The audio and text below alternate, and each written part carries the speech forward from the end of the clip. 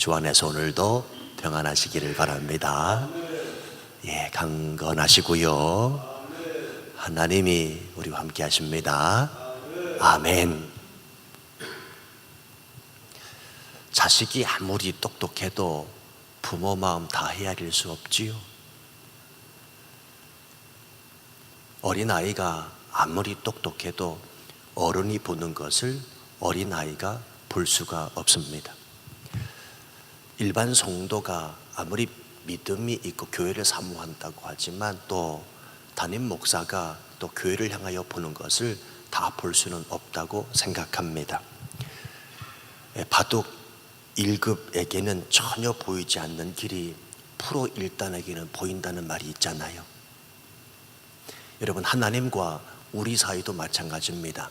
이사야 55장 9절 말씀에 보면 이런 말씀이 있습니다. 이는 하늘이 땅보다 높음같이 내 길은 너희 길보다 높으며 내 생각은 너희의 생각보다 높음이니라. 이 말씀이 무엇입니까?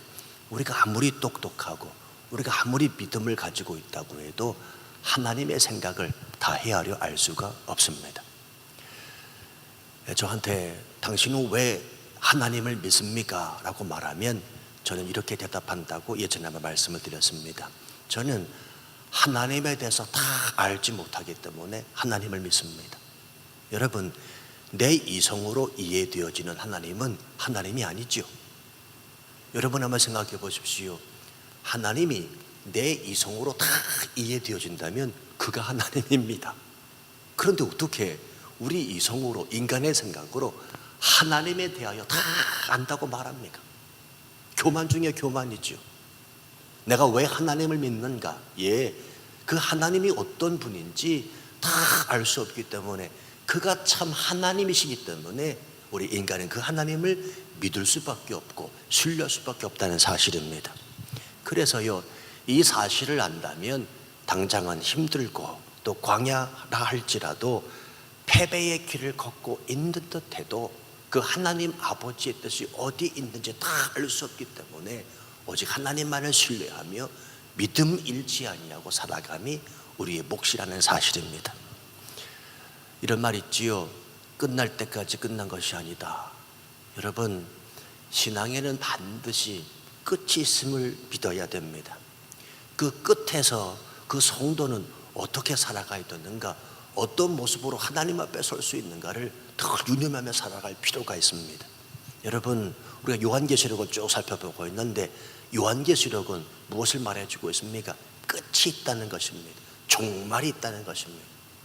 언젠가도 말씀을 드렸습니다만 내 삶의 끝이 있다, 세상에 종말이 있다라고 하는 이 종말론적 신앙이 우리로 하여금 이 현재를 얼마나 기쁘고 또 이 현재에 어떻게 살아가야 되는지 삶의 지침서가 되는 것을 아십니까?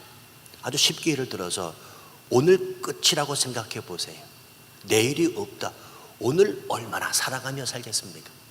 한번 생각해 보시라고. 사랑하지 말라고 해도요, 서로 사랑하려고 할 것입니다. 아마도 교회 나오지 마십시오 해도 교회 찾아 나올 거래요. 그렇잖아요. 오늘로 끝이다, 내일이 없다. 그러면 사람이 오늘 교회 찾아 나올 거. 여러분 그렇지 않나요? 자, 오늘로 끝입니다, 내일 없습니다 하면 여러분 어디서 사시겠습니까? 오늘 밤 어디서 주무시겠습니까? 이불 탁 싸가지고 교회에서 잔다고 그럴 거리요? 바로 그겁니다. 끝이 있습니다. 종말이 있습니다. 이 끝이 있고 종말이 있는 삶 속에서 하나님 아버지의 그 뜻이 무엇인지를 바르게 깨닫는 삶, 그게 바로 저와 여러분들의 몫이라는 사실입니다. 여러분 기억하십시오. 그 끝에서 우리가 해야 할 일이 있습니다. 그 종말에 하나님 앞에 섰을 때 저와 여러분이 행해야 될 것이 무엇인지 오늘 본문은 말씀해 주고 있습니다. 긴 절을 읽었습니다만 오늘 본문의 말씀은 핵심은 그겁니다. 그 끝에서 무엇을 할 것이냐? 그 어린 양 예수 그리스도 하나님만을 찬양하게 될 것입니다. 오늘 말씀 보세요. 자, 또 1절 보시면 또라는 말은 앞에 구절을 받는다 말씀드렸습니다. 우리가 어제 아침에 살펴봤지요. 구원과 심판 이후에 또 하늘에 크고 이상한 다른 이적을 사도 요한이 보고 있습니다. 7 천사가 7 재앙을 가졌는데 마지막 재앙입니다. 하나님의 진노가 이곳으로 맞춰지게 됩니다. 2절 말씀 보면 내가 보니 불이 섞인 유리 바다 같은 것이 있다.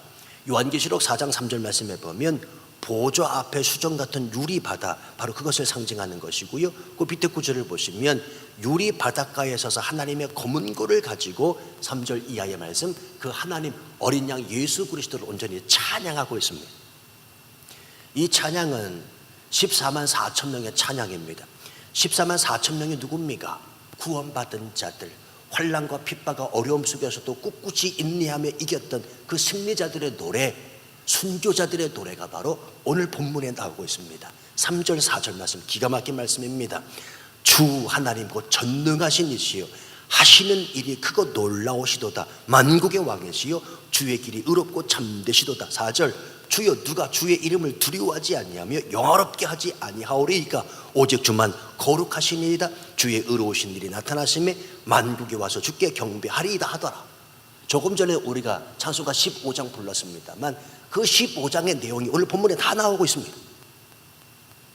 성도 여러분이요, 세상 종말 가운데 저와 여러분이 이 땅 가운데 생애를 다 마치고 그 하늘나라 천국에 입성할 때 그 천국에서 저와 여러분이 행해야 될 일은 단 한 가지라는 사실을 기억하시기 바랍니다.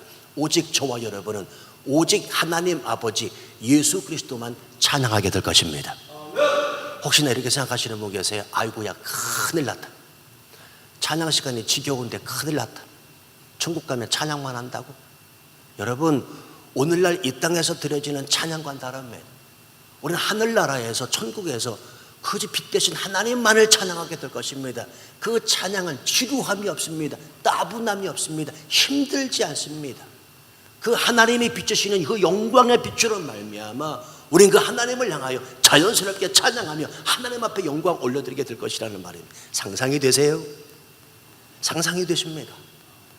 그러니까 여러분, 우리가 이 땅에서 하나님 앞에 예배하는 거 있지요. 그 예배가 무엇이지요?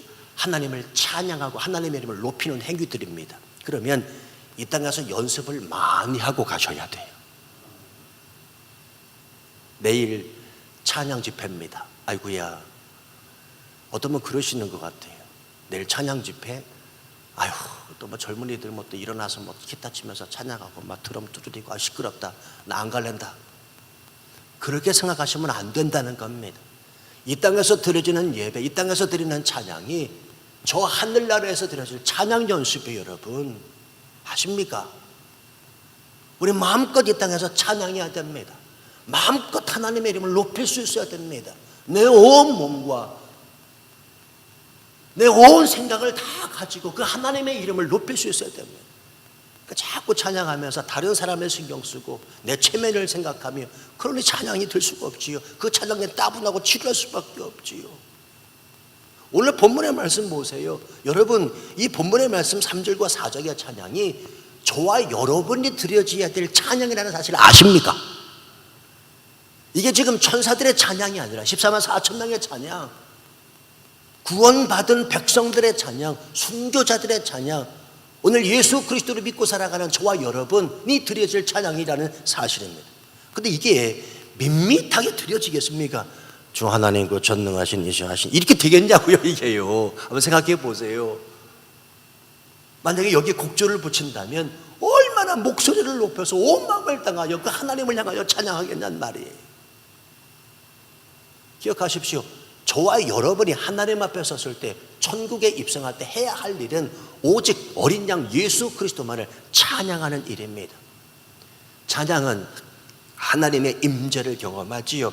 오늘 4절 이하의 말씀 보면, 5절 말씀부터 보면 이 일 후에 그 하나님을 찬양하고 나서 하나님의 임재가 임합니다. 또 이 일 후에 내가 보니 하늘의 증거장막에 성전이 열렸다. 무엇을 뜻합니까? 하나님이 임재하셨다는 것입니다. 그리고 8절로 쭉 내려오셔서 하나님의 영광과 능력으로 말미암아 성전에 연기가 가득 찼다. 연기가 가득 찼다는 말은 하나님의 임재가 가득했다는 말입니다. 저 내일 저녁에 우리 수요 예배 특별히 준비해서 하나님 앞에 찬양 집회로 열리게 되는데, 하나님의 영광과 능력으로 말미암아 이 교회 안에 연기가 가득 차기를 주님의 이름으로 기도합니다. 얼마나 멋지겠어요. 그 하나님의 영광과 능력을 맛본 자들이 그 하나님 앞에 무릎 꿇을 수 있는 것입니다. 그 하나님 앞에 회개할 수 있는 것입니다. 하나님 앞에 마음을 열어서 온 마음을 가지고 하나님의 이름을 높일 수 있는 것 아니겠습니까? 성도 여러분, 최후의 웃는 자가 진정한 승리자라는 말이 있지요. 끝까지 견뎌야 됩니다. 훗날 하나님을 향하여 찬양할 그날을 기대하며 오늘 좀 힘들고 지치고 어려워도 그날을 소망하며 살아갈 수 있는 자가 예수 그리스도를 믿는 그리스도인이 되어야 된다는 말입니다. 믿음이라고 하는 것은 하나님이 보이는 상황에서 인내하는 것, 믿음이 아니죠. 여러분, 하나님이 현현하신 것을 경험하고 보고 그 하나님이 어떤 존재인가를 내가 확실히 눈으로 목도하고 손으로 만질 수 있는 것이 믿음이라면 그 믿음 아니지요. 누구나 갖는 믿음 아니겠습니까? 그러나 하나님이 보이지 않고 고통이 이어질 것 같은 그 상황에서 하나님의 말씀을 기억하며 인내하는 것, 이게 바로 믿음 아니겠냐고요. 하나님이 어디 계십니까? 정말 하나님이 살아계십니까? 눈물로 외치는 그 현실 속에서도 그 하나님의 말씀을 놓치지 않는 것, 그게 바로 하나님이 허락하신 바로 믿음 아니겠냐고요. 우리가 이 믿음을 가져야 됩니다. 이 믿음 속에 하나님 아버지의 뜻이 있음을 우리는 분명히 깨닫고 환난과 비법, 고통과 고난, 삶의 어려움 속에서도 고통을 이겨 그 어린 양 예수 그리스도를 훗날 찬양할 수 있는 자격이 있는 사람이 바로 나라는 사실을 잊으시면 안 됩니다. 오늘 한날의 삶 마음껏 하나님이 내게 베푸신 은혜를 향하여 찬양하실 수 있게 되기를 바랍니다.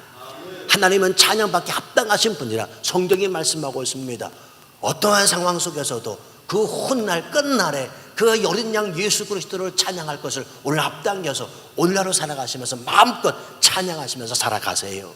그게 참 믿음이요, 그게 하나님 아버지의 뜻을 쫓아서 날마다 하나님을 향하여 간구하고 인내로 믿음으로 살아가는 성도의 모습이기 때문에 그렇습니다.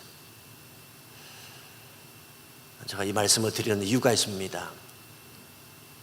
감기가 조금 들렸어요. 지난주 그 지적 세미나 이후부터 몸이 조금 힘들더라고요. 그리고 또 일들은 왜 그렇게 많은지, 뭐 해야 할 일이 뭐 굉장히 여러분이 다 말씀드릴 수 없습니다만 뭐 이런저런 일들 때문에 너무 많아요. 스트레스가 쌓입니다. 그럴 때 하나님께서 제게 말씀으로 위로해 주신 말씀이 오늘 본문의 말씀이에요. 또 하나님의 말씀으로 내게 위로하시는, 또 찬양하며 또 하나님 앞에만 영광을 올려야 되겠구나, 내가 할 몫이구나, 내가 해야 될 일이구나, 내가 해야 될 의무로다 라는 것을 깨닫게 해주셨습니다. 성도 여러분, 성도의 의무, 저와 여러분이 해야 될 것은 오직 하나님만을 찬양하는 것입니다. 오늘 하루 찬양하며 주님 앞에 영광을 올려드리며 살아갈 수 있는 우리 모든 성도들 되시기를 주님의 이름으로 축원합니다.